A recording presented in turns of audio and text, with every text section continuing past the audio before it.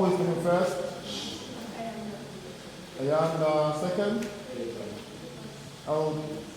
Eltron? Yes.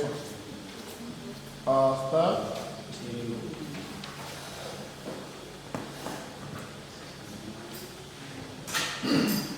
On the motion, this House supports the Venezuelan exodus.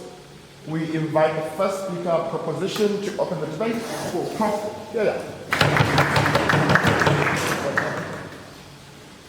Let's have it.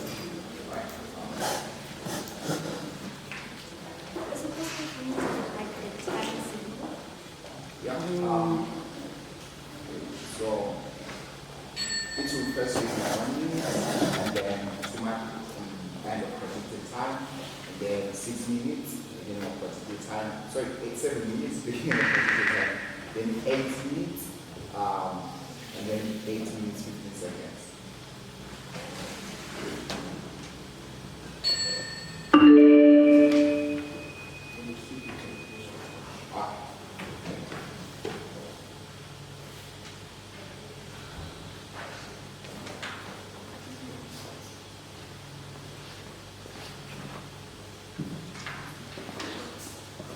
I'll start my speech in 3, 2, 1. Panel, a failed state with no loyalty to its people is what's left of Venezuela. This is not just physical hardship, but the hopelessness of being trapped, where basic safety, health, and opportunity are no longer guaranteed by your state. As thus, leaving is not a choice of desire, but one born out of survival. Right? We think that it's an act of self-preservation to respect their individual dignity, autonomy, and opportunity, and as thus, we support it. In my speech, I'll do 2 things. Firstly, set up and then present a principle and the justification for the need of moral agency to coerce change. My second speaker will then speak on how the worst evils that you see when you choose to stay within that failed state. Firstly, on characterization, we think that the Venezuelan exodus is a humanitarian crisis in which there's a mass migration of people to countries like Cuba, Colombia, and Brazil, and Peru, with this symbolizing a hope of sustenance and the incentive to live and provide and seek better livelihoods. I think that this is based off of 4 major points. Firstly, the prevalence of violence and riots within these places, with the political crackdowns occurring as they're firing bullets on their own citizens, due to the authoritarian and dictatorship style of Nicolas Maduro, with the influx of political prisoners then creating a chilling effect on protest and calling out the government in fear of imprisonment, as going against the law is that as inherently calling out the government is then seen as going against the law. Secondly, we think that there are very poor economic conditions within this collapsing state, which make it then very difficult to survive. Thirdly, we think that the dictatorship then utilizes the state power principle, but doesn't actually reciprocate the social contract. We think that they abuse the use of the state power principle to enforce Nicolas Maduro's illegitimate regime, with the example of his term extension in 2025, which was not only presumed illegitimate by their own citizens, but by the international community. Fourthly, we then think this materializes into them fleeing under refugee status, where they then get actual protection as refugees. To give you examples of the non-refoulement law, in which these countries then can't deport them because, one, this country causes a harm on them, right?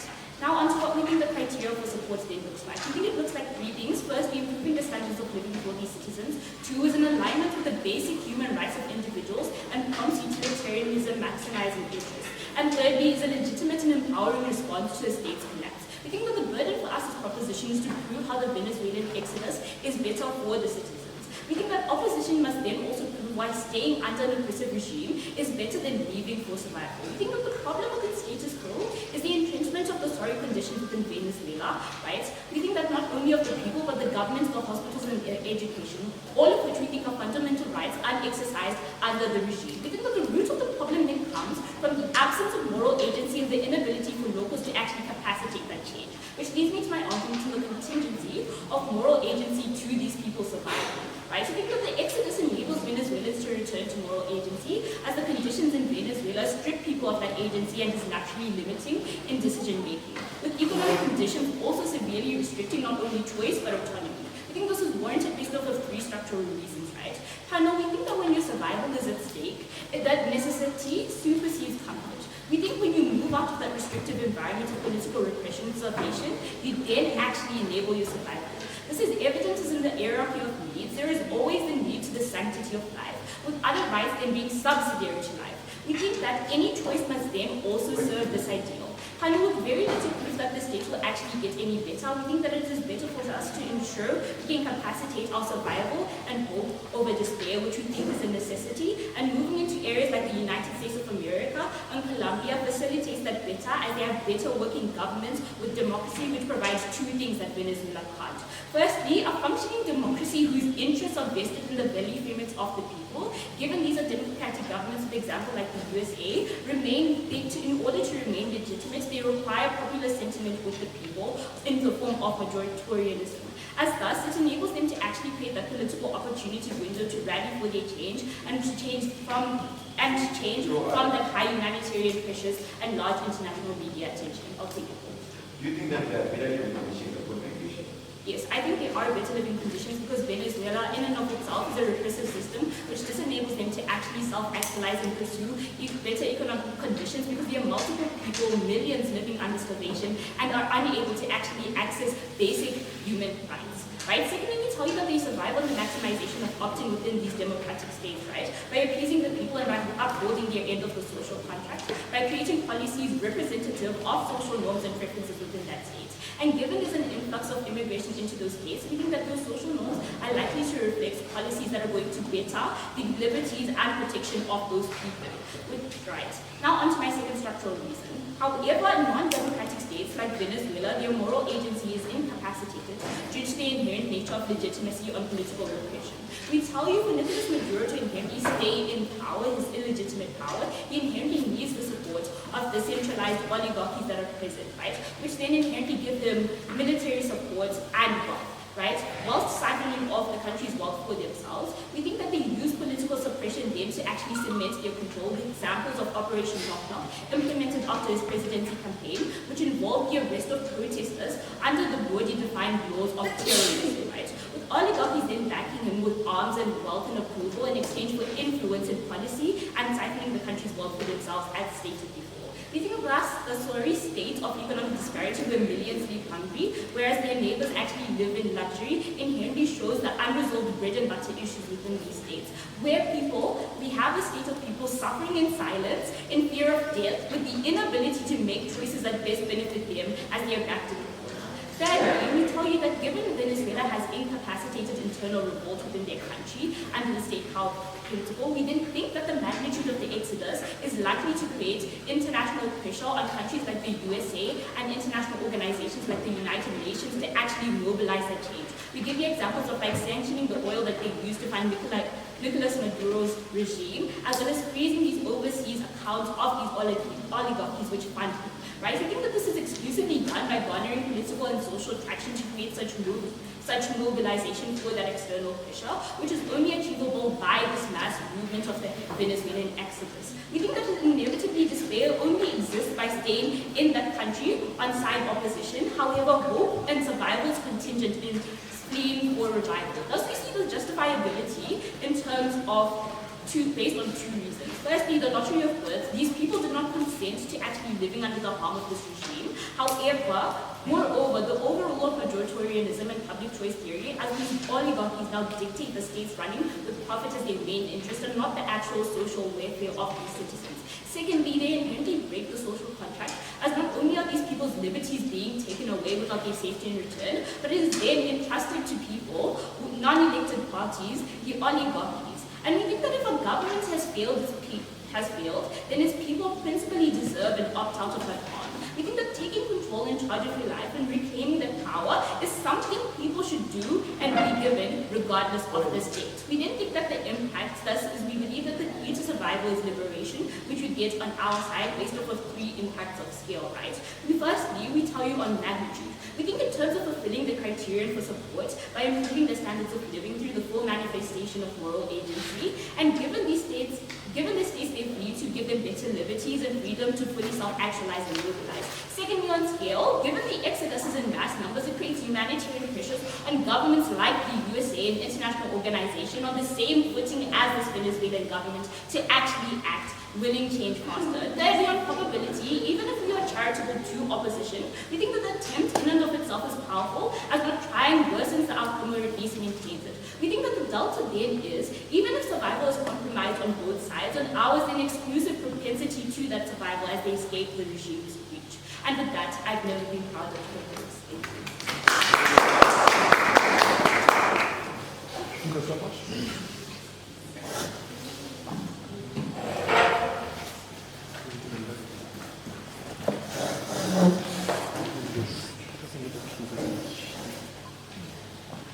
So then, there's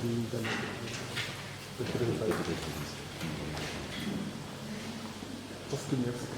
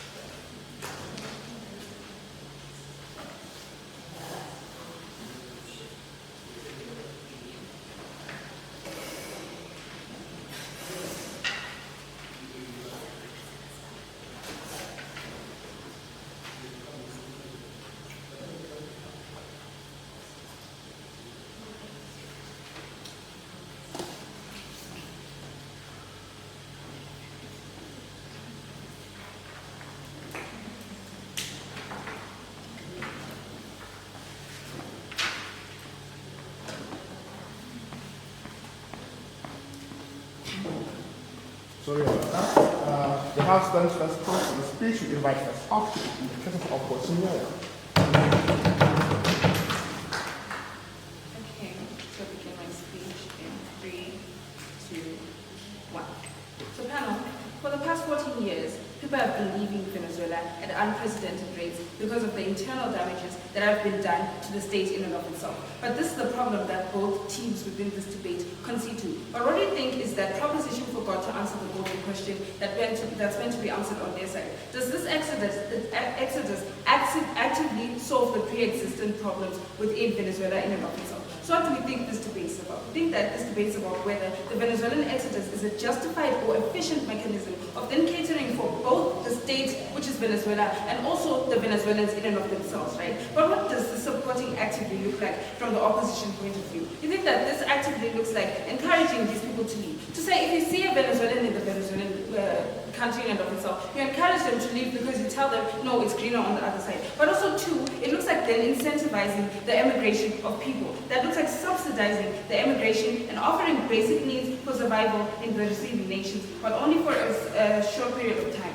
Why we think this can't be long enough to cater for everyone in this effort, right? It's because we have more than 6 million people going out of Venezuela to other countries. It would then be more costly to then cater for them for the rest of their lives in these other countries. So that it is a short-term solution to this problem, right? But who do we think is then actively capable of then supporting this exodus? Firstly, we tell you that it's only the UN. Why? Because it is the inherent responsibility and the mandate of the United Nations to then ensure that nations are safe, or if otherwise, people are safe elsewhere, right? So what do the Venezuelans within this nation look like, within this motion look like? I feel like Venezuelans who are leaving these countries are people who are poor, people who can't sustain their lives in and of themselves within the country, right? But need somewhere else conducive to find jobs for income. But we feel like these people are migrating through crocodile-infested rivers and hot deserts. Why do we think this is particularly harmful? This is particularly harmful because most people don't make it to their destinations alive. We feel like these Venezuelans don't have enough money and the required documents for them to migrate through proper chains of immigration, which makes them migrate illegally, right? But also, we feel like they migrate to neighboring countries. These are countries like Colombia and Chile, right? But also, we feel like these countries have shared characteristics in terms of economy and politics with Venezuela. That's to say, they also have weak economies and they also have political instability because of regional location, right? But also we tell you they didn't actively prove the burdens that they have in this debate. We feel like PROP ought to prove that the Venezuelan exodus is actually something worth supporting based on whether it will actually fit the nation in and of itself and actively help the Venezuelans who want something better. But opposition ought to prove that the Venezuelan exodus doesn't necessarily solve the problems identified, but intensifies these problems and brings about other harms. So we don't deny the unconducive environment in Venezuela. What we then deny is people leaving a country that can actually survive through a counterfactual, right? Especially through a mechanism that is more harmful, which is the exodus. So what is our argumentation as opposition? We come and tell you that no, we think that this exodus is just downright bad for a couple of structural reasons. Firstly, we think that there's a lot of illegal migration, which then violates migration policies of both the losing country and the hosting country. We feel like every nation has a set number of people who are actively allowed to leave or to come into the country, right? Now, we feel like approximately 6 million people is way above the number of people who are actively allowed to leave a nation, right? This is massive brain drain, by the way. But we also deduce from this that when these people are migrating, they're migrating illegally because it's not through the proper chain, right? But also, why is this illegal migration particularly a problem? We think that this is particularly problematic because it harms, firstly, the migrants. How does this happen? We think that this paves way for the migrants to be mistreated and exploited in the countries that they go to. These are the host countries like Colombia and Chile and Peru. We feel like this exploitation looks like cheap labor. This looks like slavery. This looks like xenophobia, and it also looks like susceptibility to human trafficking that they cannot deter in and of themselves. But we also feel like what then is the link between these two events so that they don't claim casual possession? We feel like in the vast majority of instances, when people illegally migrate, they fear reporting human rights violations or harassments because they don't want to then get deported from that country to the country that they're coming from. But they will adhere to everything that is then said or commanded to them for this exact reason, right? So what is the importance then of this claim? We feel like it's important to note that you can't escape a humanitarian crisis in Venezuela by creating another one in a different country. But also this exodus should actively solve the problem without causing any problem-solution gap in and of itself in your case. But on our side, when we don't support the exodus, these harms do not exist at all. We'll show you how this is mutually exclusive in our counterfactual. But also too, we feel like this exodus harms the countries that these Venezuelans are then going to, these host countries.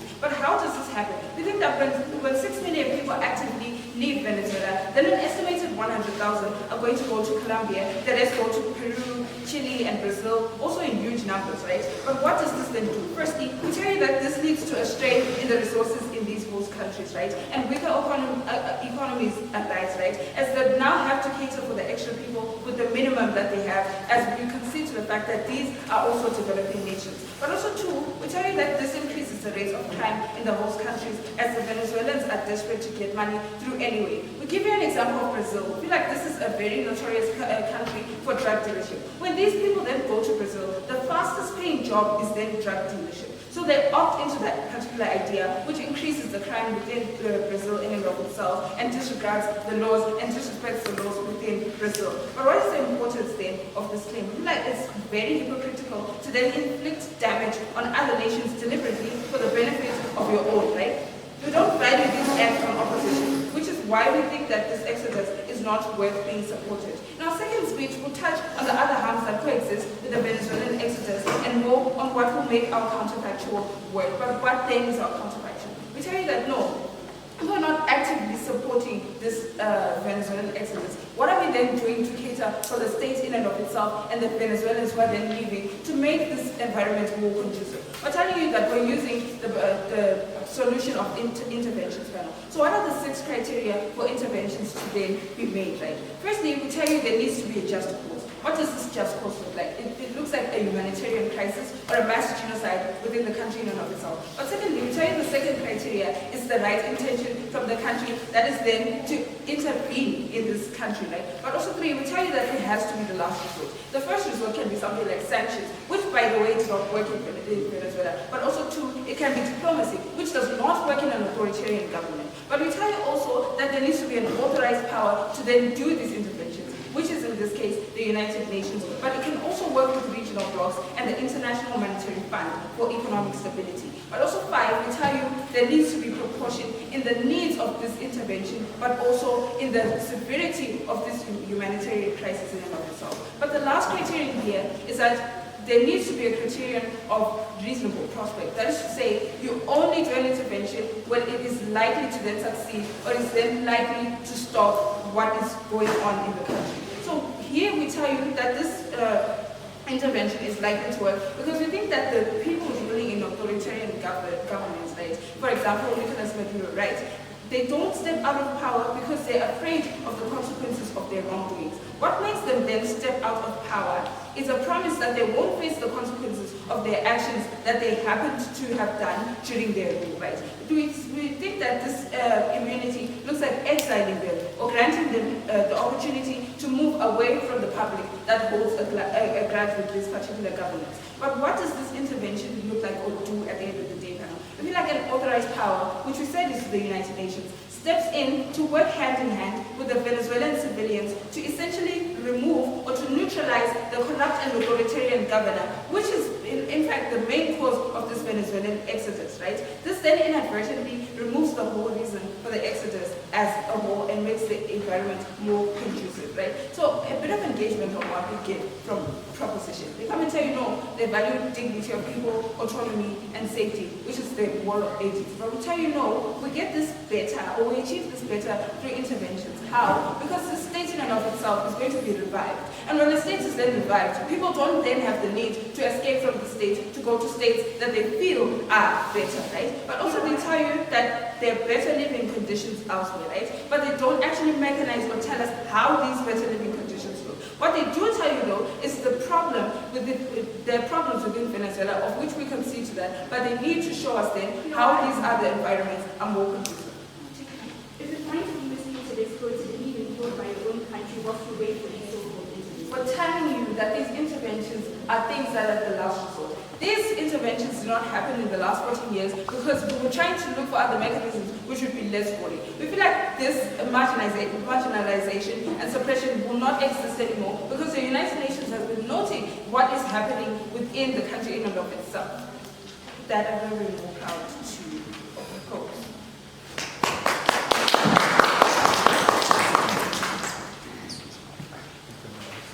The House stands the first up for the speech.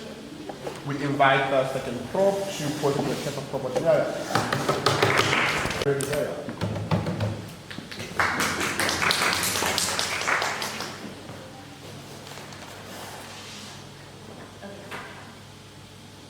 will start my speech in 3, 2, 1.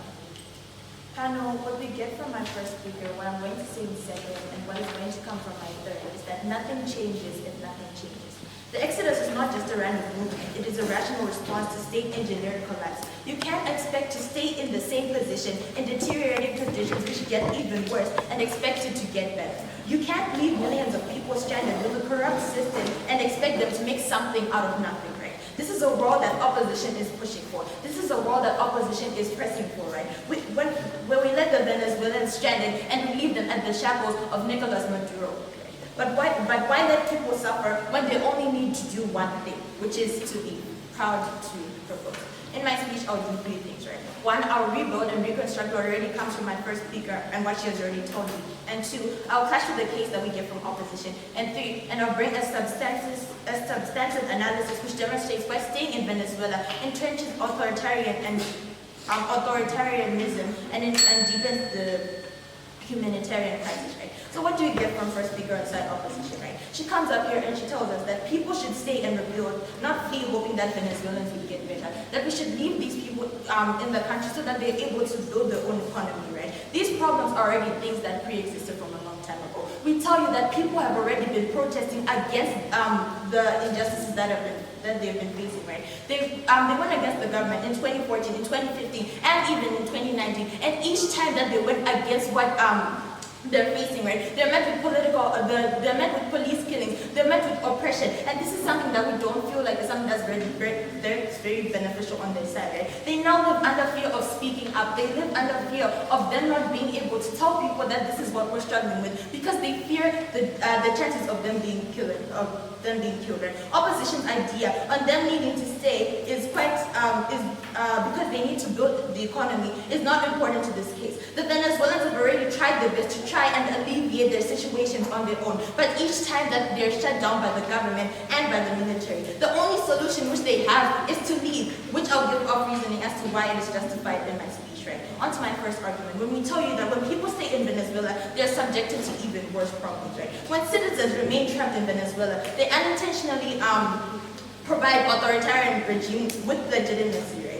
And our premise on this is that the situation is not just bad, it's humanitarian collapse, right? Millions of Venezuelans each day are living uncomfortable in fear, which is perpetuated by the problems which they face every single day, right? They're living under state terror, they live under lack of utility over the freedom of speech, right? My first already tells you about all these killings which are happening, right? Listen, we have extrajudicial killings which have been legalized by Maduro, right? Where he feels like anyone who's politically going against what he has to say has to be killed. This is something that is legalized. This is something that is viewed as normal, right? Why force people to live in a country where they are purged simply for not agreeing with what the government says? There's lack of discourse which happens on their side because anyone who tries to speak up on exactly what is going on is just going to be killed. So there's no freedom of speech in Venezuela. The people are still oppressed and they continue to live in even worse conditions, right? And we have two layers of analysis on why we rejected. We have two layers of analysis, right, on why it's true that staying subjects the Venezuelans to even worse conditions, right? Our first layer of analysis on mechanization, we tell you that staying signals permission and strengthens Maduro's legitimacy.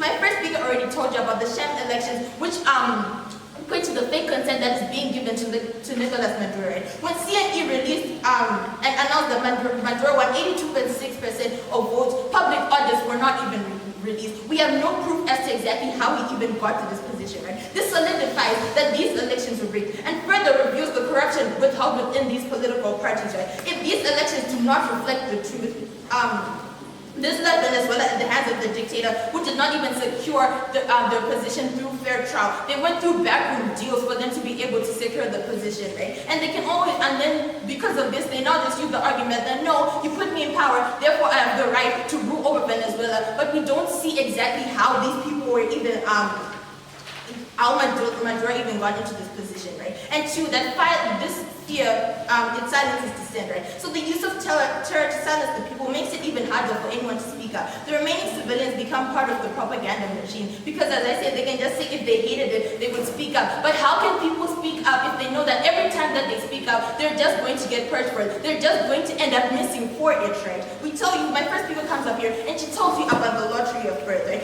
Nobody chooses to be born in these circumstances. It's simply unfair how they were born under this authoritarianism, right? People consent to nothing in Venezuela, yet are punished just for existing, right? And on our second mechanization, we tell you that staying fuels economic exploitation and mismanagement, right? A large population in Venezuela, right? It means that more people are exploited. The regime uses cheap labor in order to siphon the spoil, right? And they and keep mining afloat. The revenue goes to these oligarchs, right? And the military, not the people, leaving only the elites to reap the crops which are sold by the working class, which isn't even getting benefits from the amount of work which they're doing for Venezuela, right? So the inequality in this country explodes. The rich continue to get richer and the poor are left in a vacuum where they cannot help themselves, right? Children are now forced to, children are left with no other choice, because since they're being so oppressed, their parents aren't able to fend for them. They're left with the choices to join gangs or starve. So it's simply because it leaves them with no other options. It's all about the survival of the fittest in Venezuela, which you don't feel like they prove on their side as to how, because they're being so oppressed, there's still a chance for them to be able to surpass all of this, right? And we tell you why leaving provides the best outcome for the longest time, right? We have three main reasons for this, right? Number one is that we have human rights protection. Under Venezuela, the social contract between the people and the government has already been violated massively, right? And leaving restores this humanity that these people were stripped of, right? And there's political change which happens at a much faster rate on our side compared to their side, right? The diaspora pressure leads to sanctions being imposed on the Venezuelan government, right? Leads to reduced military expense that is being used to mistreat these people, right? Leading to a weakened grip on the people, meaning that less people are exported because the military is not being funded enough to exploit the rejected. And then we also tell you that when people leave the country and report about the injustices which they are facing, right, countries will impose sanctions and freeze the accounts which are being used, right? What this means is that if less money and funding is being sent, right, less money is siphoned into the military and the police, which means that less money is going to be used to oppress these people, to make them stay silent, right? And we tell you that when people, diaspora intervention, it creates this international pressure, which they never speak about on their side, right? We tell you that when people flee, right, and the non-governmental organization, they collect testimonies, right? People are not left with the uniform view that, oh, things in Venezuela are like slightly not okay. They get the actual truth that people in Venezuela are being oppressed day by day, right? They get the view that human rights, rights are being violated, right? International courts get to inspect Maduro and get to reprimand him for the things that he's doing to the people. Global media, it covers the crisis, garnering more support for the people of Venezuela. When international agencies catch wind of this strange behavior, they freeze foreign accounts, they restrict travel, and reduce the money which is being used to abuse the people, right? Panel, on our side, we tell you that on our side, we get a lot of freedom which is being given to these people. On their side, they never tell us exactly how, when you stay, there is less oppression that is going to happen. How are these conditions exactly going to get even better for the people? They fail to provide us with any mechanization on that. On our side, we tell you that when people leave, people get to hear exactly what is going on. We get to know exactly how the people are being mistreated. If we feel like the people need to leave Venezuela in order for them to be investigation out of the books. The House stands the second proposition for the speech. To proceed with the case of the opposition, we invite the second opposition here.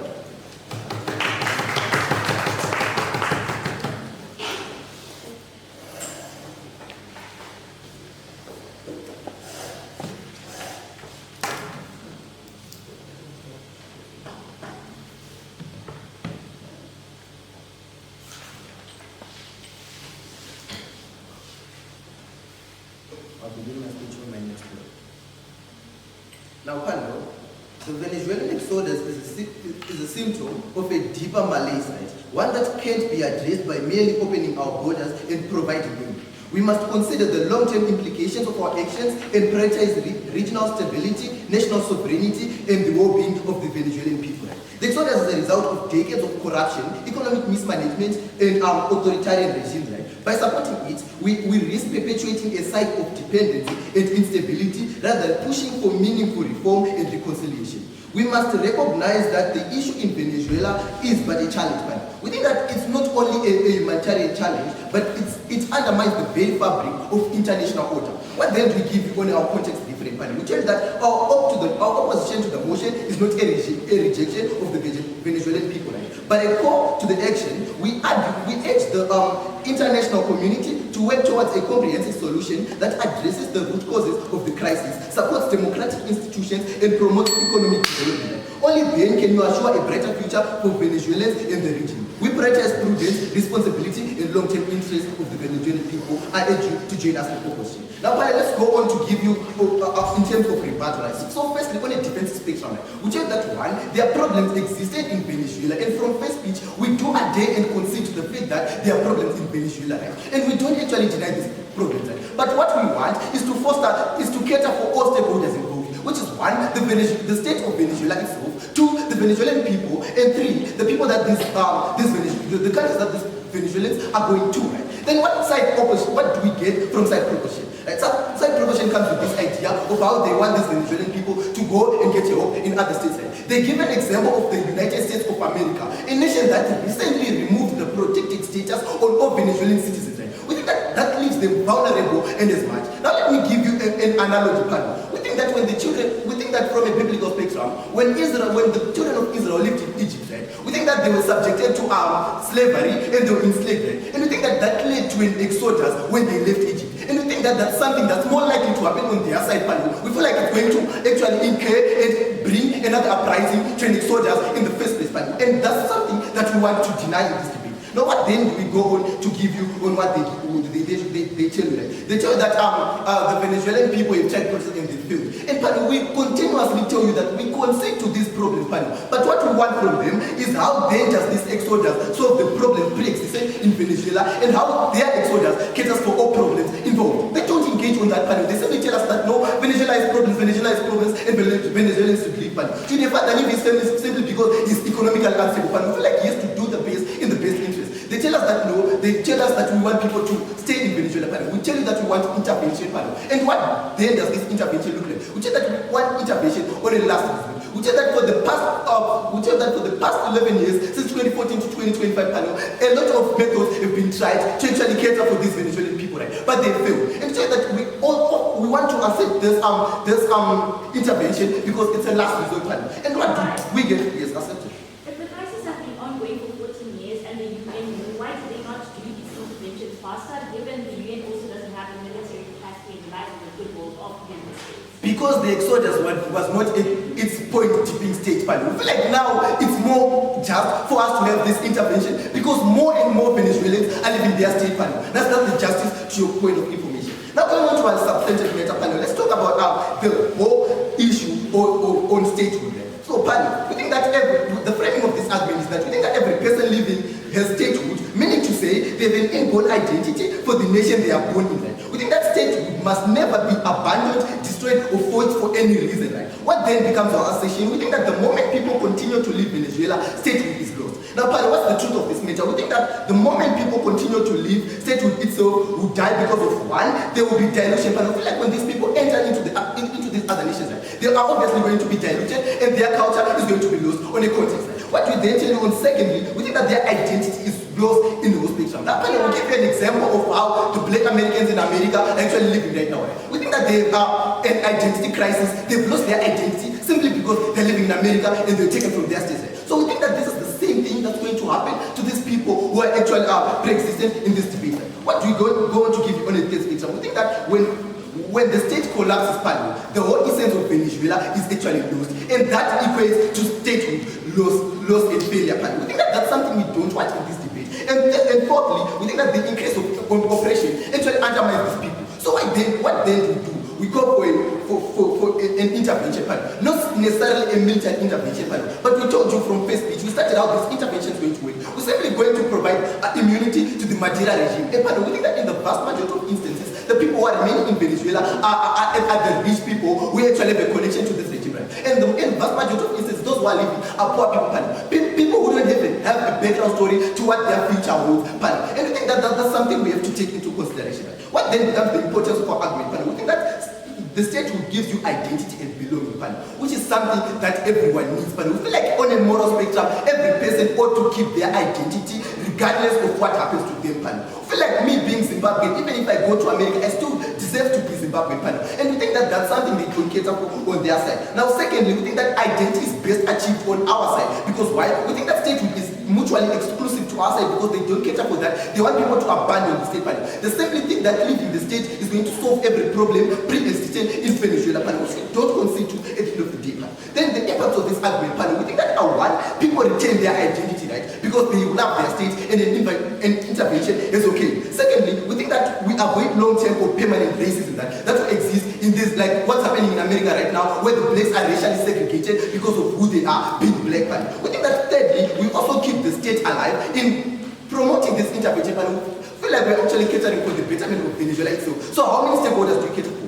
1, 2, 3. Venezuelan people, the Venezuelan state, and the nations they are going to, right? What then do we give as a target? We think that the moment we are pleased we do what is best for the state and the people. Because we avoid generational racism and the state remains alive. And we think that that's very important in this debate. Now going on further, to tell you to give you the extension on what the first speech told you I would do, right? The impact that this exodus is leading to the Venezuelan people. Right? But we think that pre-existently, the Venezuelan people are facing a lot of exploitation. Right? I feel like it's going to exist more on their side and it's going to be practically very, very harmful. Because why? We think when these people go to these nations, right, they're exploited. We tell you how America actually removed this remove this protection status on these people. What then does this look like? We think that it looks like that America is no longer going to cater for these Venezuelans. We think that America is going to actually neglect these Venezuelans, and no matter what happens to them, we feel like these people are not mandated to go and report to the police because they fear deportation like first speech. So then we think that whatever we get from side proportion is actually betting on the matter that no problems exist in Venezuela. What panel we do concede to panel, but we ask them a question: how then will the exodus cater for the betterment of Venezuela, its citizens and nations involved? Panel, we just feel like what they give you gives pressure on these nations that these people are going to proud to obey. Thank you. The House stands in opposition for the speech to conclude the substantive of proposition. We invite them. Talk. Yeah.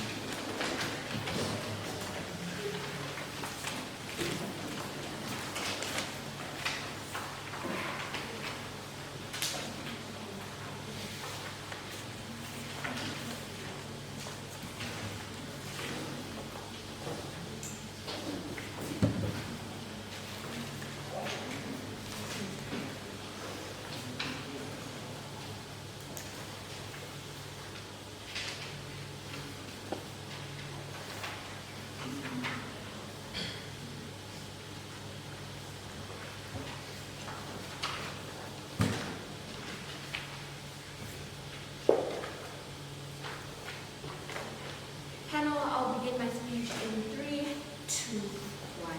My second speaker comes up here and tells you, panel, that nothing changes if nothing changes. The problem with side opposition is that they value culture and identity over life, panel. We're telling you that actively in status quo, Venezuelans are being killed by Maduro. He has no care and love for his people, panel, proud to propose. Right, I'll begin my speech with 1, why side opposition ultimately loses this debate on strategy, and I'll move on to clash matter and rebuttal. Firstly, panel, we believe that a losing delegation is the delegation which is incredibly ignorant, right, and does not engage in on matter. 1, my first speaker comes up here and directly tells you that panel, refugees are protected by the act of annulment, right, panel. We tell you that the United Nations is actively recognized, right, that the Venezuelan exodus, right, it's a main problem, right, because when 6 million people are leaving the country, it poses a question to the international and the global village. The question is, why are they leaving, right, panel? Why are they leaving, right? Why are they leaving, right? And that is what we value on our side of the house, right, panel. We tell you that we, the delegation, value the pressure which comes from these people leaving, right? We do not care about brain drain, we do not care about the host, because clearly the Venezuelan government does not care about us as a whole, right? Firstly, and that's why we believe that side opposition uses, because they completely ignore our claim on annulment, right? And these protections which are being given to the Venezuelan people, right? Why is this important and why should we credit this, right? When we believe that the fact that we tell you about annulment, right, panel, we tell you that these people are recognized by the United Nations, right? We tell you that the UNHCR has actively urged most countries to recognize Venezuelans, right? This completely delegitimizes their argument on exploitation, right? But we're going to be charitable and we're going to engage on that argument either way, right? We're going to be charitable to tell you, right, that the exploitation side opposition comes up here and claim that it's so severe and it's so sad because, oh my gosh, these immigrants are going to get exploited and get minimum wages. It's way better than the exploitation they experience in Venezuela, right? Because when we tell you that they have no urgency, they have no right to autonomy, right? They have no free speech, panel. Maduro has actively legalized these like extrajudicial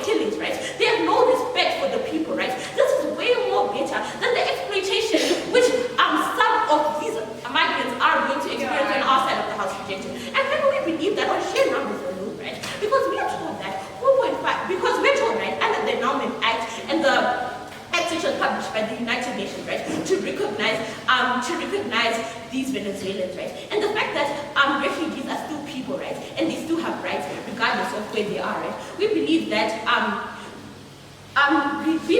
it's only a vast minority of people, right, who go and aren't protected, right? And secondly, on the act of protection, right? Endowment acts and rights are given to legal and illegal migrants. If I'm in the United States and I'm being abused by migrants, by a United States citizen as an illegal immigrant, if I go to report panel, there are organizations, right, and mechanizations which are put in place by the UN, by the international government, right, to cater for these people, right? And these are protections which side opposition completely ignores and doesn't credit. So can we believe that their argument to the harm of migration just shouldn't be counted? Yes. Okay. In your entire debate, are you trying to say you are not catering for the whole Venezuelan existence and you think that the state is already dead and you don't want to revive it? I know we do not care about the Venezuelan government because of the harm they do. I know we tell you that Maduro has been told, right? They tell you about sanctions, right? But the fact that he still stays in power, right? And he's actively ignoring the social contract, right? Because actively ignoring the social contract, right? Actively ignoring democracy as a whole, right? Because the 82% he claims of the love and support he's being from Venezuela is false. These are rigged elections, right? And he did not give any proof, right? We simply do not care about the state as a whole because we want that pressure to happen, right? We tell you that when there's brain drain and more people leave and the international world keeps putting pressure, right? Because actively, I tell you that the international criminal court has actively put like an arrest warrant on Maduro because of his violation of these human rights, right? And that's something which is ultimately charitable. We want Venezuela to experience damages because we want change, right, panel? We want these migrants to then go back, right, later. Because my first speaker keeps on telling you that we need this pressure. We want the global village to acknowledge the harms which are happening in Venezuela, and again, they ignore it. We do not care about the Venezuelan government, right? Then panel, they come up here and they tell you about how these host countries are going to go through things, right? And panel, we acknowledge it, right? But we come in here and tell you, under the Endowment Act again, there have been funding which has been put to cater for these Venezuelan people, right? We tell you that a legitimate democracy, right? It's a democracy which cares on popular sentiment and malnutrition, right? Which basically means that if they cater to like basic human rights, right? Like for example, like an elected government, right? They give an example of the United States and how Trump actively removed protections, right? What happened, right? We know that when we have a functioning democracy, right? Most likely that person is going to want to be voted in again, right? And what happened when Trump then put this? He got backlash because he's refusing to protect people, right? And we tell you that on other countries where for example, the acting government wants to be re-elected, right? They're going to care about the people. Why? Because of popular sentiment and the value of freedom to the people and the malnutrition, which my country government tells you, but again, they ignore, right? Again, another clash which comes up here is how opposition comes and they come and they keep talking about statehood and the loss of identity. Panel, we do not care about identity. We believe on the hierarchy of rights alone, right? And if we were to weigh this on fundamentals, I believe that me being alive, right? Me having a job, me being able to cater for my children is way better for me to care about my culture, right? Because, panel, we tell you that in Venezuela, people are being killed, panel. The conditions which are in Venezuela are unmanageable, right? And that's why we keep on coming here and tell you that we're going to have more change on our side of the house. And they keep talking about intervention, panel. Panel, here's the thing. The United Nations has no active army, right? The fact that sanctions already didn't work, right? And then they keep talking about this economic help which they want to give to Venezuela. Maduro does not care about the people. On their best case, if there's any fund which is to be given to Venezuela for let's say to help out the economy of Venezuela, panel, we come out here and we tell you, right, because of already how we see Nicolas Maduro acting in his government, right? These oligarchs are simply going to take the money again because they do not care about the people, right? Then opposition keeps on opposition gives us a determinative that he only doesn't want to step out of power because he's scared about the consequences which happen. So let's completely rob Nicolas Maduro of accountability, right? Let all of these millions of lives which is killing him in Venezuela just be ignored, right? Let's just not engage him. Let him walk free. Panel, is that fair for the dead people who cannot actively come and stand up for themselves, right? And I don't believe that this ultimately isn't true, right? Because Nicolas Maduro, even in like today, the Venezuelan government, he's not open for negotiation. He's not open for communication.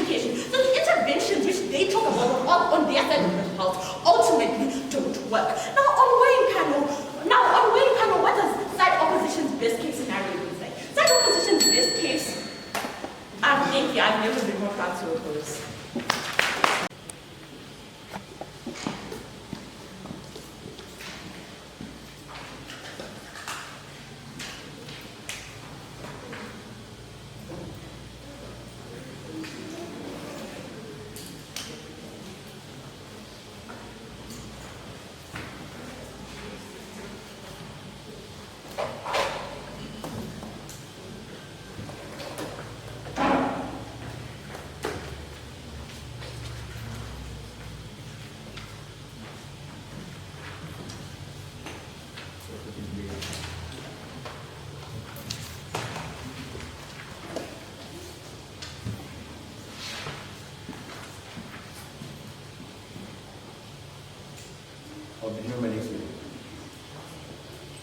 Chair, we think at the moment in time, the people who are living in Venezuela are people who are economically challenged. What is this to say? Is this to say these people are actively poor? The best they can do is to move from Venezuela to go to the next neighboring country to Venezuela, which also have similar economic problems, which also have like a similar state problems within themselves. This would then mean they will have to go and travel through rivers with crocodiles, like rivers infested with crocodiles, risking their lives. But even when they get into those countries, they will have no funds at that point, where they will use all the funds to travel. This will mean that they will resort to the most likely option for livelihood, which will look like people getting into crime, which will look like people getting into criminal activities like robbery and so forth. Because that is the easiest thing they can get with the amount of resources that they have at that point. We don't think you will achieve that sort of life they seek to achieve on their side of the house, because we think that the moment in time these people go, they are open to exploitation because they have the lowest amount of resources or the lowest amount of options they have the moment they go to their country. We don't think they achieve that sort of quality of life. They are so thriving on their point. 4 things to explain to my speech. 1, the strategic case flows we have within side opposition. But 2, the context reframe on what our case is mainly about. But also 3, the rebuttals, and lastly the clashing and weighing. Moving on to some context reframe, right? Then we give you three main things here, panel. We give you 1, the idea of protecting life and dignity within themselves. We tell you in our counterfactual, but we think that the human intervention is a better way to protect life, it's a better solution within status quo. It is poorly engaged on their side. But also, we think that the moment in time we foster for people to actively stay in the nation, we protect them and their lives. Well, the problem with supporting Venezuelan exodus, you're telling people that moving away from your country is a better option.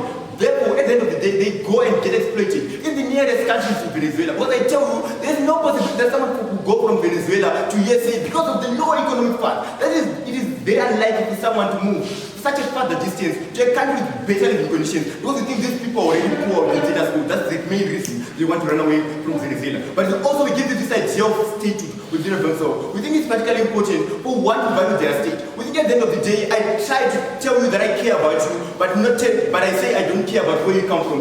There is that contradiction that exists. You cannot care about me when you don't care about what I'm all about and where are my origins. But we also give you this kind of picture and this slowly engaged in the side of the house. But the strategic flaws in this debate. 1, there's a problem-solution game within opposition case. No, they tell you want to save the lives of people. But we think that the moment in time, you want to save the lives of people by moving them away from their country. You are exposing them to exploitation. We tell you of the major cases, but we tell you of how the majority of the people who move from Venezuela are already poor people. Therefore, they are likely going to get exploited, even if they succeed in moving in within themselves. We think millions of people die every time trying to move out to those countries. But we think when they reach those countries, they will result to the most possible outcome at the end of the day, which would look like people getting into drugs or into criminal activities and becoming thieves and so on and so forth. But also 2, the major strategic flaw we have in their case comes in when our first opposition gives you a counterfactual. We think in a policy motion, when someone gives you a counterfactual, the debate now becomes of what is the best solution, the counterfactual or the policy done. They fail to give that comparative.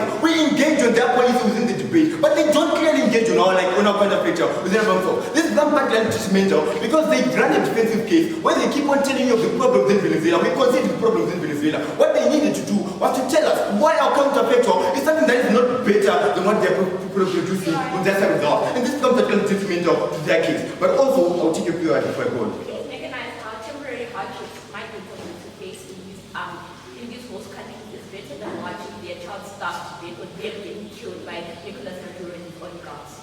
We tell you that this idea of like people continuing like to face like the rise of nuclear material is likely not to happen on our count of picture. What do we tell you? We tell you the moment we support like a UN intervention, UN is likely to intervene within like a short amount of time. What will this then mean is even if the intervention fails, people have the hope that is lacking within Venezuela. We think the problem after 10 years of having the same situation is people lack hope within status quo. We think the moment this intervention comes in, people have hope. Even if the intervention fails to change the political situation or the economic situation within the country, we think the hope will be in a push factor that will allow for development and a major revolution that will improve the life within Venezuela. But also, we think at the moment in time this intervention comes, we think Maduro will be given an opt-out mechanism that will allow people to be better. We don't think accountability is more important than the thousands of lives of people that we are going to save the moment you remove Nicolas Maduro. We consider he has done many problems, but the moment we keep him, he's going to continue committing this crime. But we think the moment we are giving an opt-out mechanism to go out, we save more and more lives than Maduro would have been killed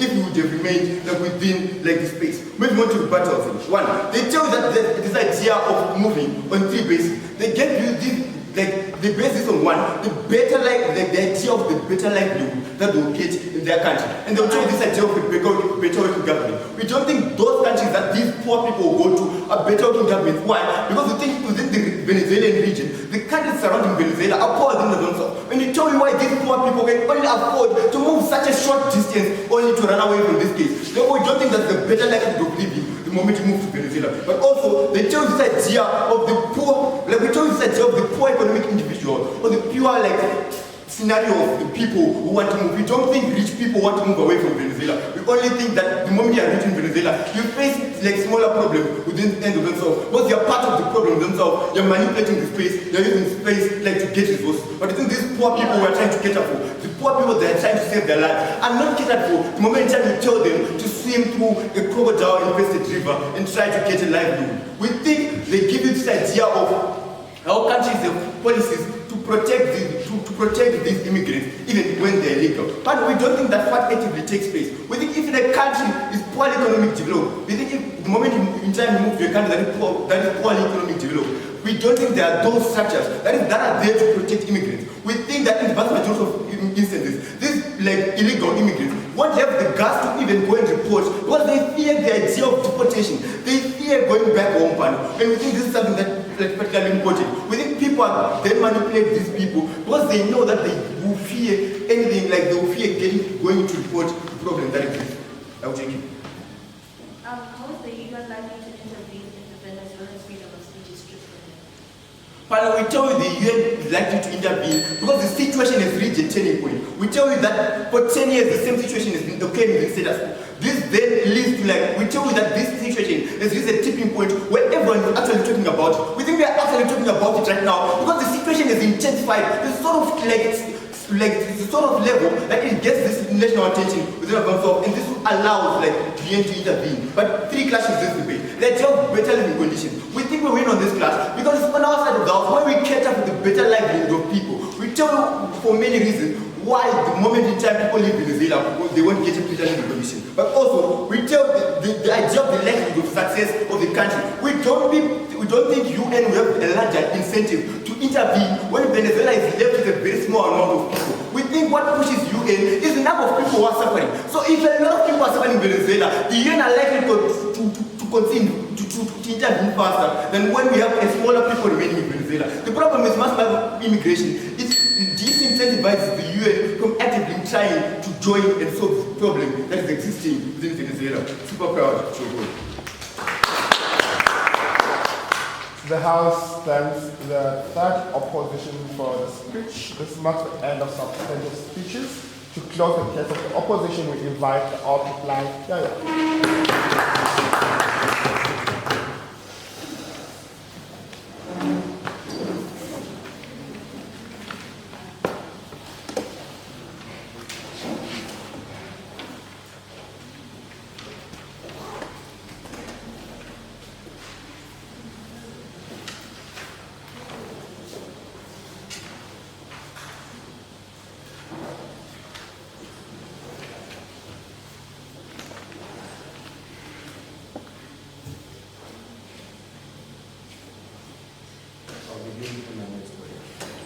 Now, Panda, we tell you a scenario where back in the days, the Israelites went to Egypt looking for survival, for food, simply because their nation was in deep dire need.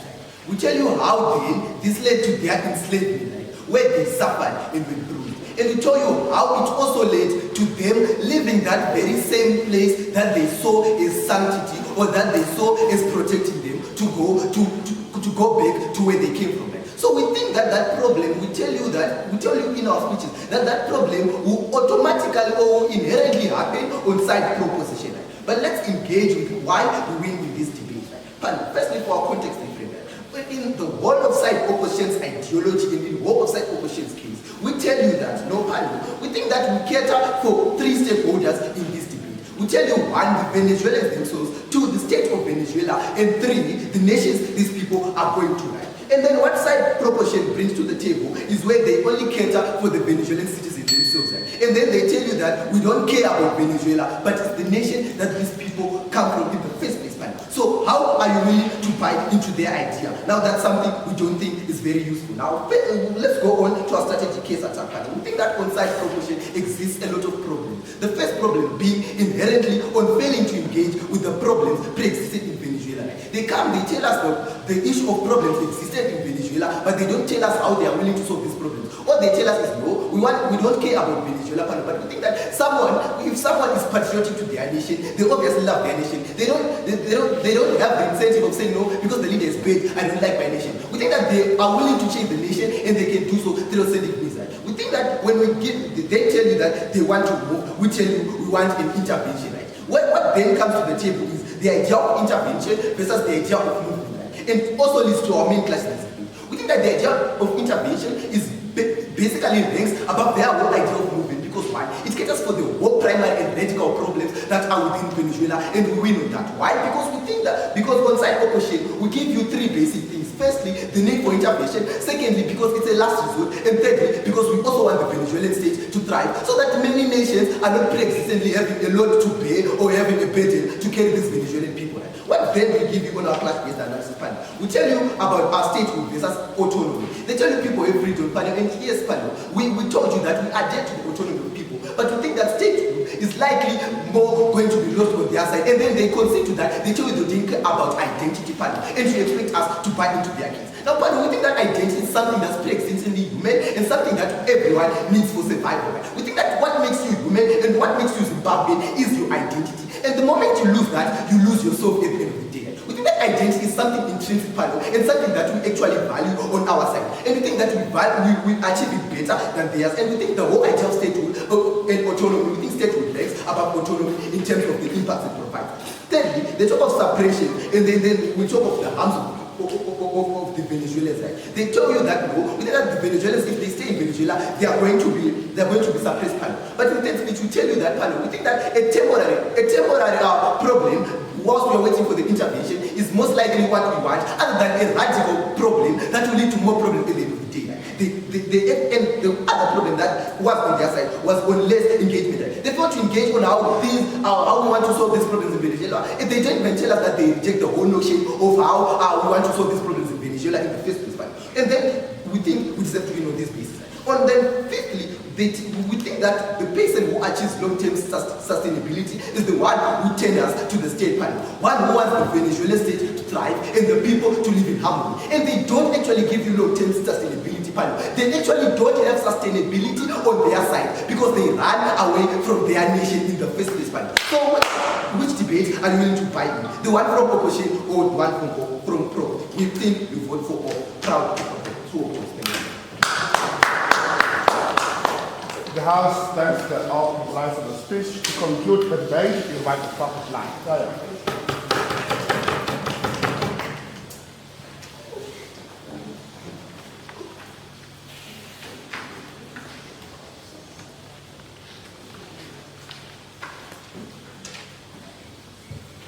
I'll start my speech in 3, 2, 1.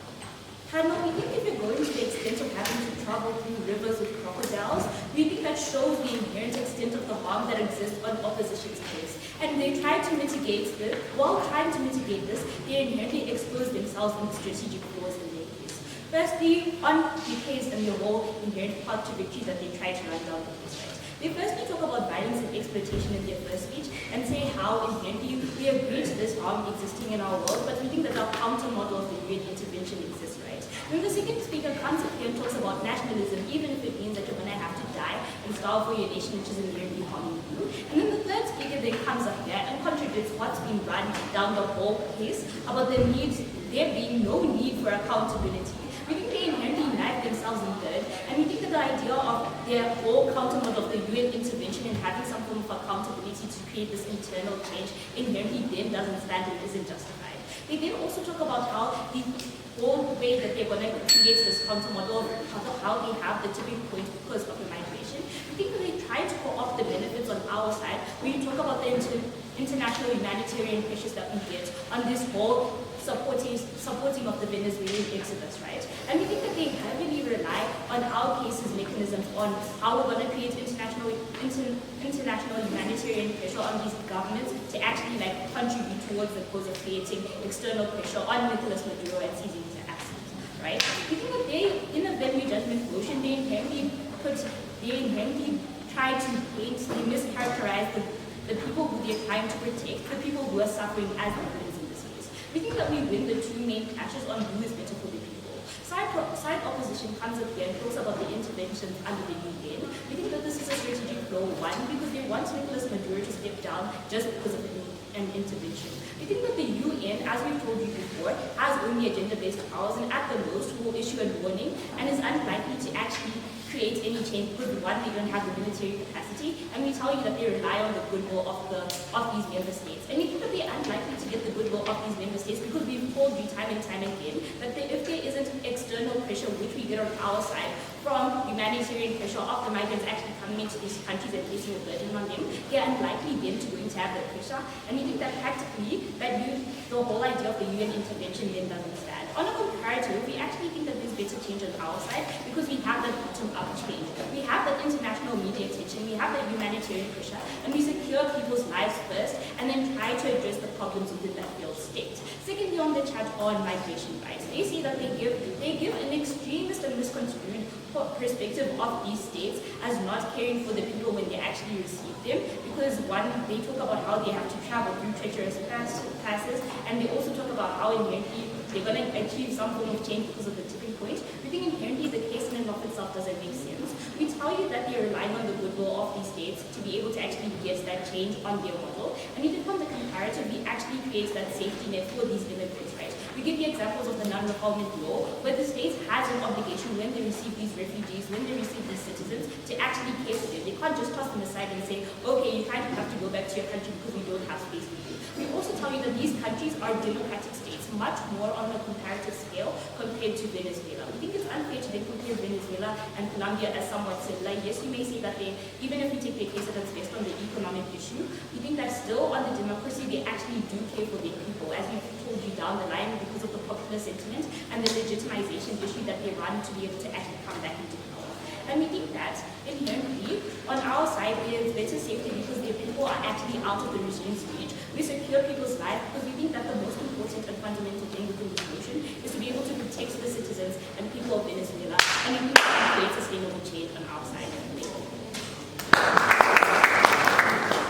The House stands to offer the speech and thanks everyone for a good debate. This marks the end of the session. You guys can remain in the hall, enjoy the conversation, and stay lounge. Yeah, all the best.